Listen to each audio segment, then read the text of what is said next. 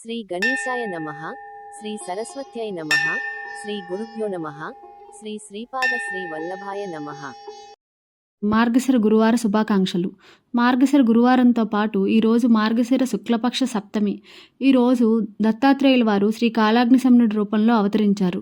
ఈ అవతారం విశేషాలు తెలుసుకుందాం. ఋష్యాద్రిలో తపస్సును పూర్తి చేసుకుని అత్రి అనసూయ దంపతులు తిరిగి ఆశ్రమాన్ని చేరారు.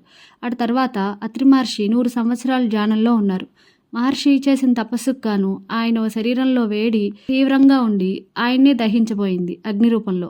అది గ్రహించిన దత్తాత్రేయ స్వామి అత్రి శిరస్సుపై ప్రవేశించి యోగాగ్నిని చల్లబరిచారు. కోటి చంద్రుల చల్లదనం అత్రి శరీరంలో వ్యాపించగా ముని శరీరం చల్లబడింది.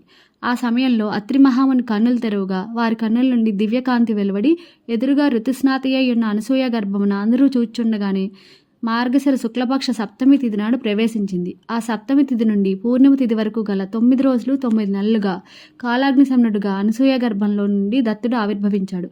ఈ దత్తావతారం ఏర్పడగానే దేవతలందరూ నృత్య వాయిద్యాలతో సంతోషాన్ని వెలుబుచ్చారు.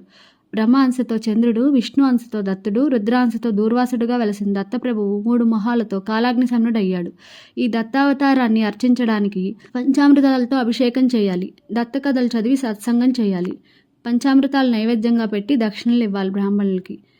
ఈ దత్తాంశని అర్చించడం వల్ల కష్టాలు తొలగి సుఖం చేకూరి సంపదలు కలుగుతాయి. ఈ దత్తాంశని అర్చించేటప్పుడు జ్ఞానానందైక దీపాయ కాలాగ్ని శమనాయ చ భక్తారిష్ట వినాశాయ నమోస్తు పరమాత్మనే అనే శ్లోకాన్ని చదువుకోవాలి.